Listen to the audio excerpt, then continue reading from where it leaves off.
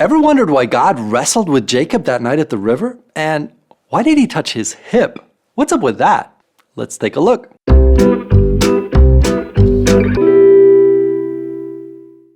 Welcome to Masterpiece. My name is Chris, and in this video, I want to go back to that famous story in Genesis 32 where Jacob is on his way back home after he's been away for 20 years. You remember, he had to flee because his brother Esau wanted to kill him because he had gotten the blessing through deception.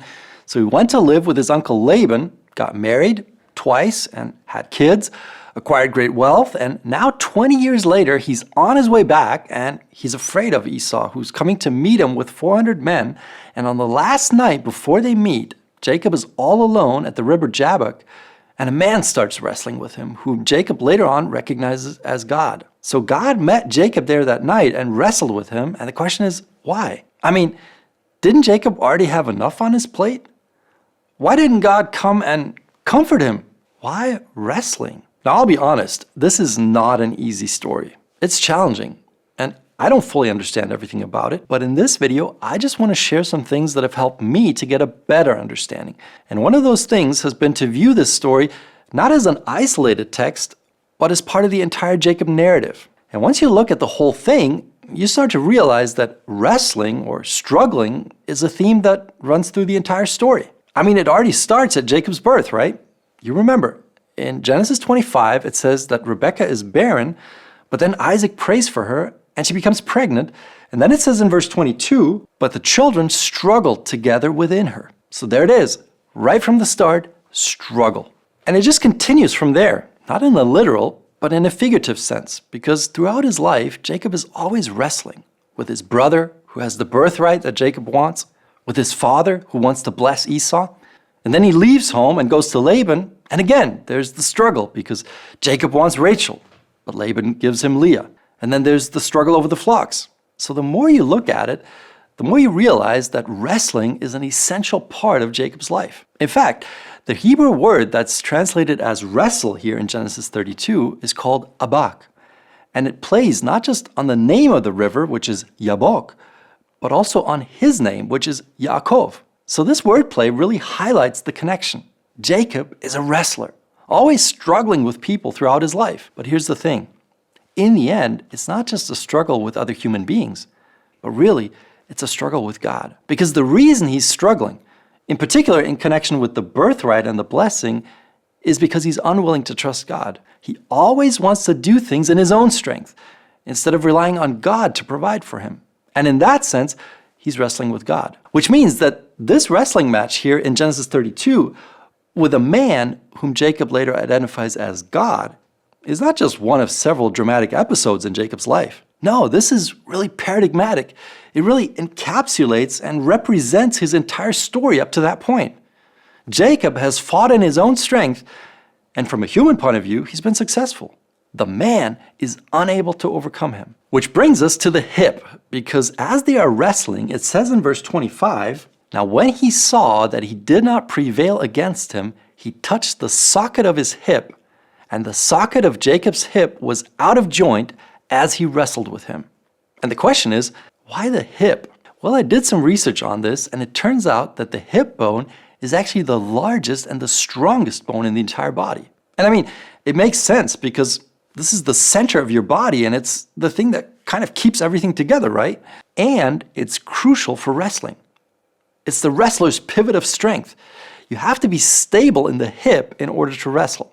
But there's another interesting aspect about the hip, and that is that it's not just the seat of strength in a literal, physical sense, but also in a figurative sense, in that the hip is the region of the body that constitutes the seat of procreative power.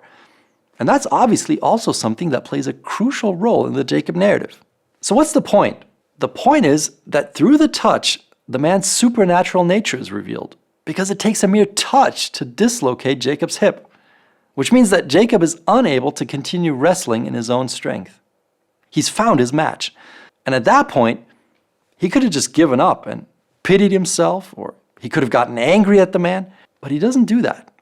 Instead, he now invests the tenacity and drive that has characterized him all his life. He now invests that into clinging to that man and refusing to let go until he's been blessed by him. And the story ends with a man saying, "You've struggled with God and with men, and you've prevailed." Which means it's here that Jacob gains the true victory. Because in the moment of greatest weakness and helplessness, he acknowledges who he truly is. He's Jacob. He's the deceiver who always tried to succeed in his own strength. But instead of letting go in that moment, he clings to the God who came down to him as a man. And that's the victory. And we're like, seriously? I mean, look at the guy. He's a cripple. He's going to limp for the rest of his life. Yeah, exactly. Because he's not walking in his own strength anymore, but in the strength of God. And that's how he crosses over into the promised land. Because that's where he is. He's at the border of the land. And the question is, how's he going to get back into that land? And the story says he's going to get in, not in his own strength, but through an encounter with the living God who has come down to him, and by clinging to that God, and by receiving a new identity from him. That's how he gets in. And not just him, of course, but also his descendants, both literal and spiritual. They also will not enter the land through their own strength, just as their existence does not come from human strength, because remember, it's God who opens the wombs of both Leah and Rachel. And it's God who opens the womb of Sarah. And it's God who changes Abram's name and tells him to get circumcised, which is basically another body part in the same region that's painfully affected, as a reminder that God's promise will not be fulfilled through human strength. The true heir is not the son born of the flesh, but the son born of God himself, which means that from the very beginning, a true son of Abram, a true son of Isaac, a true son of Jacob is one who's born from above. And the fact that Jacob's name is changed to Israel underscores this point once more. And that's why this experience in Genesis 32 is so significant. Because Jacob here experiences a spiritual rebirth that becomes the identifying mark of the descendants of Abraham who are called Israel. And if that's true, then this story is also significant for you and me. And it raises the question, have we experienced this spiritual rebirth? Are we clinging to Jesus, the one who came down to us, aware of our own weakness and helplessness? Or are we still walking in our own strength, trying to get the blessing on our own, our way, without trusting God and waiting on him? The story is very clear. There's just one way into the promised land, and it's the way of Israel, the way of surrender and holding on to Jesus as our only hope. And let's be honest, that's hard. It's painful because it goes full force against our ego. But the good news is, Jesus knows, because many years later, he also wrestled at night in a garden, all alone. So yeah, Jesus knows all about the struggle, but he also knows all about trusting God, because that's what he always did, even unto death. And it's that life of perfect trust that he's offering to us. All we have to do is keep hanging on to him, remain in him and he in us, and his life will become our life. So those are my thoughts on the wrestling episode in Genesis 32.